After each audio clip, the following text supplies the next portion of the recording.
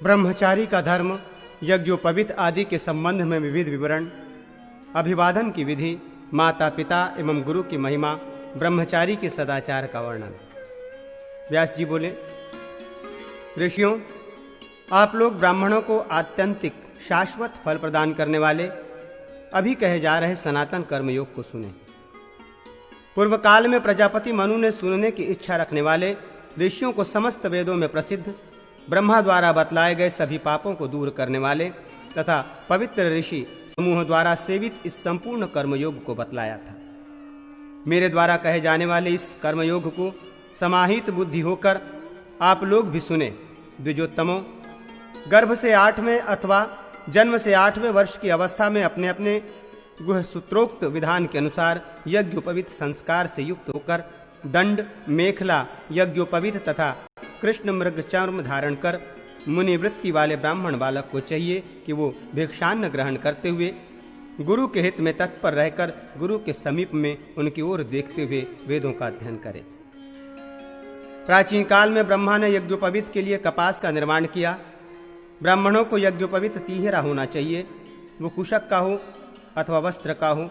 द्विज को सदा यज्ञोपवीत धारण करना चाहिए तथा शिखा बांधे रखना चाहिए, अन्यथा वो जो कर्म करता है वो न किए हुए के समान ही है, अर्थात निष्फल है। कपास या रेशम का बना हुआ विकार रहित जला कटाना हो वस्त्र पहनना चाहिए। ऐसे ही स्वच्छ, छिद्र रहित और उत्तम शास्त्र विधि के अनुसार वस्त्र को धारण करना चाहिए। उत्तरीय वस्त्र के रूप में कृष्ण मृग चर्म शुभ कहा गया है। इसके अभाव में दिव्य चर्म अथवा उरु मृग के चर्म का विधान किया गया है। दाहिना हाथ उठाकर बाएं हाथ के ऊपर दाएं कंधे पर स्थापित यज्ञ सूत्र को उपवीत कहा जाता है। नित्य ऐसे रहना चाहिए।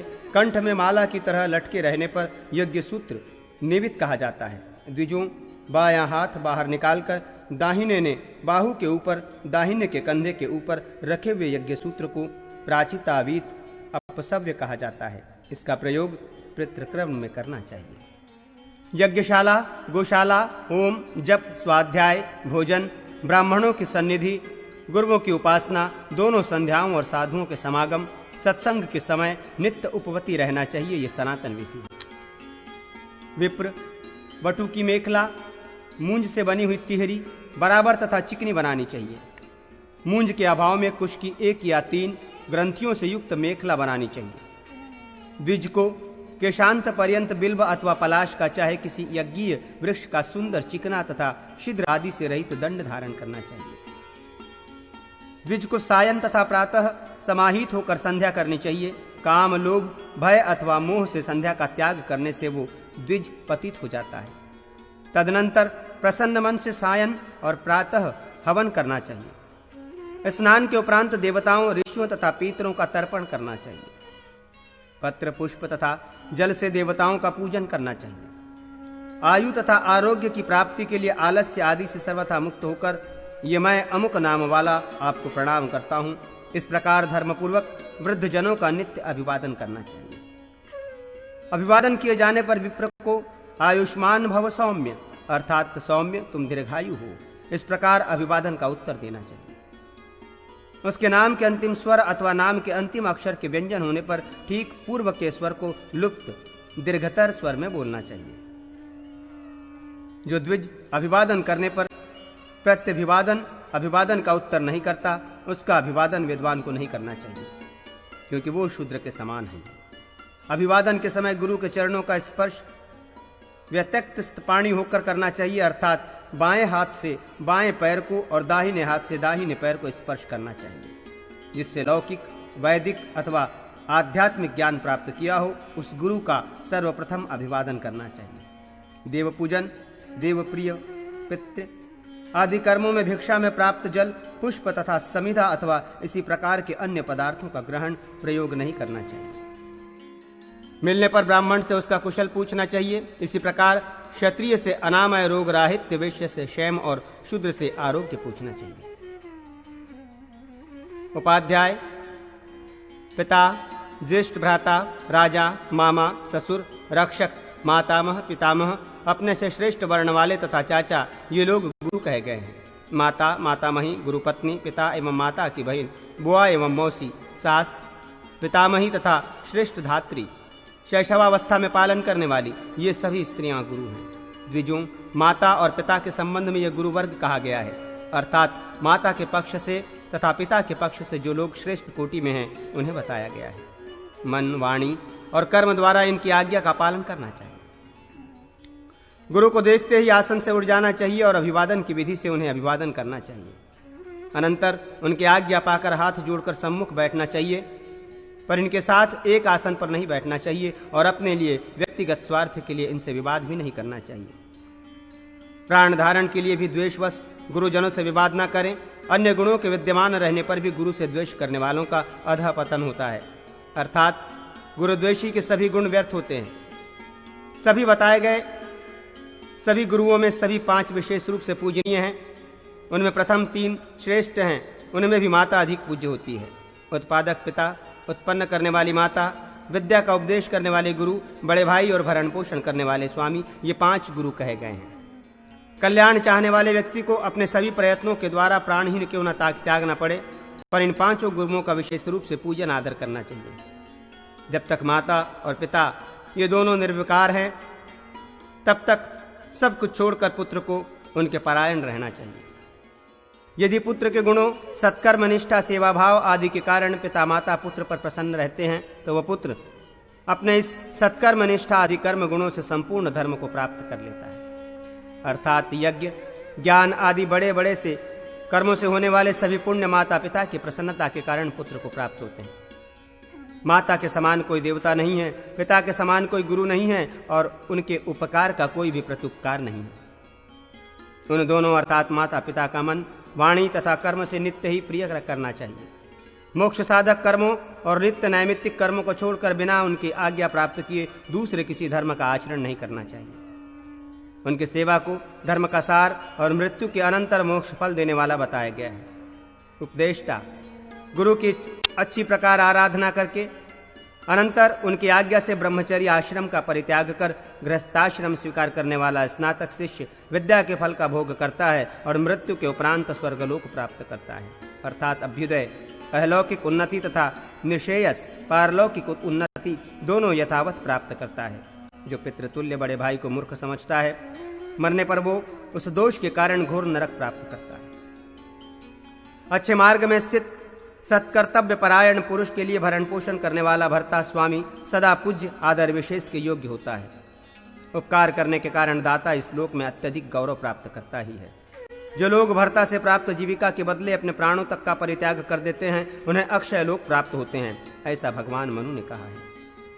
अपने से अल्प अवस्था वाले मामा, चाचा, ससुर तथा ऋत्विज के प्रति प्रत्युत्थान पूर्वक आसन से उठकर मैं अमुक नाम वाला हूं, केवल ऐसा ही कहकर अपना सम्मान भाव व्यक्त करना चाहिए। उन्हें अभिवादन विधि से अभिवादन नहीं करना चाहिए। जो अपने से छोटा भी हो, यज्ञादि में दीक्षित पुरुष हो, उसका नाम लेकर नहीं पुकारना चाहिए। धर्मज्ञ पुरुष को भी भवतः अर्थात आप शब्द का प्रयोग करें। इसके दीक्षित के साथ संभाषण करना चाहिए। ऐश्वर्य की अभिलाषा करने वाले क्षत्रियादिकों के लिए ब्राह्मण सदा ही आदरपूर्वक अभिवादन करने योग्य, पूजन करने योग्य तथा सिर से वंदन करने योग्य। विप्र को कभी भी क्षत्रियादि का अभिवादन नहीं करना चाहिए, भले ही वो ज्ञान, कर्म एवं गुणों की दृष्टि से उत्कृष्ट हो। ब्राह्मण को सभी वर्णों के प्रति स्वस्ति अर्थात कल्याण हो, ऐसा कहना चाहिए। यह विधान है। समान वर्णों में कनिष्ठ व्यक्तियों को ज्येष्ठ व्यक्तियों का अभिवादन करना चाहिए। द्विजातियों के गुरु अग्नि और सभी वर्णों के गुरु ब्राह्मण हैं। स्त्रियों के एकमात्र गुरु उनके पति हैं और अतिथि सबका गुरु है। विद्या, कर्म, अवस्था, बंधु तथा 5वां धन, ये सम्मान प्राप्त करने के 5 स्थान कहे गए हैं। इनमें बाद की अपेक्षा पूर्व की गुरुता है। ब्राह्मणादि 3 वर्णों के जिस व्यक्तियों में ये 5 गुण मान्यता के स्थान अधिक हों तथा प्रबल हों, वह अपेक्षाकृत माननीय होता है, अर्थात श्रेष्ठतर श्रेष्ठतम होता है। 10वीं अर्थात 90 वर्ष से अधिक अवस्था को प्राप्त शूद्र भी मान देने के योग्य हो जाता है, अर्थात ऐसे शूद्र के आने पर उसे बैठने के लिए आसन आदि आदरपूर्वक देना चाहिए। ब्राह्मण, स्त्री, राजा, नेत्रहीन व्यक्ति, वृद्ध, भार से पीड़ित व्यक्ति, रोगी अथवा दुर्बल के लिए रास्ता छोड़ देना चाहिए, अर्थात एक ही रास्ते पर आमने सामने होने पर स्वयं हटकर इन्हें रास्ता दे देना चाहिए। इनके निकल जाने पर स्वयं जाना चाहिए। ब्रह्मचारी को प्रयत्नपूर्वक प्रतिदिन शिष्टों के घरों से भिक्षा लाकर गुरु को निवेदित कर उनकी गुरु की आज्ञा प्राप्त कर मौन होकर भोजन करना चाहिए। उपनयन संस्कार होने पर ब्रह्मचारी ब्राह्मण को पूर्व में भवत शब्द का प्रयोग कर भवति भिक्षाम देहि ऐसा कहकर भिक्षा मांगनी चाहिए। क्षत्रिय को बीच में भिक्षाम भवति देहि कहकर तथा वैश्य को अंत में भवत शब्द कहकर भिक्षान देहि भवति ऐसा कहकर भिक्षा मांगनी चाहिए। अपनी माता, बहन तथा मौसी से अथवा जो इस ब्रह्मचारी की अवमानना न करे उससे पहली उपनयन संस्कार की अंगभूत प्रथम भिक्षा मांगनी चाहिए। अपनी जाति के घरों से अथवा अपने से उच्च वर्ण वाले सभी लोगों के घर से भिक्षा ग्रहण करनी चाहिए, किंतु पतित आदि व्यक्तियों के घर से भिक्षा का ग्रहण नहीं करना चाहिए। ब्रह्मचारियों को चाहिए कि वो प्रतिदिन प्रयत्नपूर्वक ऐसे लोगों के घरों से भिक्षा ग्रहण करें जिनके घरों में वेद एवं यज्ञ आदि का लोप नहीं हुआ हो और जो वेदा शास्त्रानुसार अपने कर्मों के पालन के कारण प्रशस्त हों। गुरु के कुल, सपिंड अथवा अपने बंधु के कुल अर्थात अपने कुल और बांधवों, मातुल आदि के घर से भिक्षा नहीं मांगनी चाहिए। दूसरों का घर न मिलने पर पहले का त्याग करना चाहिए, अर्थात पहले बंधु बांधवों, मातुल आदि के घर, यदि वहां भिक्षा ना मिले तो अपने कुल में और वहां भी ना मिले तो अंत में गुरु के कुल में भिक्षा मांगनी चाहिए। पहले के कहे गए घरों से भी न मिलने पर प्रयत्नपूर्वक वाणी को नियंत्रित कर दिशाओं में न देखते हुए संपूर्ण ग्राम में भिक्षा हेतु विचरण करना चाहिए। परपात की एवं हीन जाति वाले के घर की भिक्षा न लें। अपनी आवश्यकता के अनुसार बिना किसी छल कपट के उस भिक्षा को एकत्रित कर प्रयत्नपूर्वक नित्य मौन होकर एकाग्रता पूर्वक भोजन करना चाहिए। ब्रह्मचारी नित्य भिक्षा से जीविका का निर्वाह करे। ब्रह्मचारी को नित्य एक अन्न नहीं ग्रहण करना चाहिए। ब्रह्मचारी की भिक्षा से की गई वृत्ति उपवास के समान ही कही गई है। नित्य अन्न प्राप्त भिक्षान्न का पूजन प्राणधारक रूप में विष्णु स्वरूप समझकर ध्यान करें और निंदा न करते हुए उसे ग्रहण करें। भोजन को देखकर हर्षित और प्रसन्न होना चाहिए और सर्वथा उसकी अन्न की प्रशंसा करनी चाहिए। अत्यधिक भोजन करना आरोग्य, आयुष्य, स्वर्ग और पुण्य का नाश करने वाला तथा लोक में अधिक भोजी के रूप में निंदा कराने वाला है, इसलिए अति भोजन का परित्याग करना चाहिए। नित्य पूर्व की ओर मुख करके अथवा सूर्य की ओर मुख करके भोजन करें। उत्तर की ओर मुख कर भोजन न करें, यह सनातन विधि है। दोनों हाथ एवं पांव धोकर भोजन के आरंभ में 2 आचमन करें। पवित्र स्थान पर बैठकर भोजन करने के अनंतर पुनः 2 बार आचमन करना चाहिए।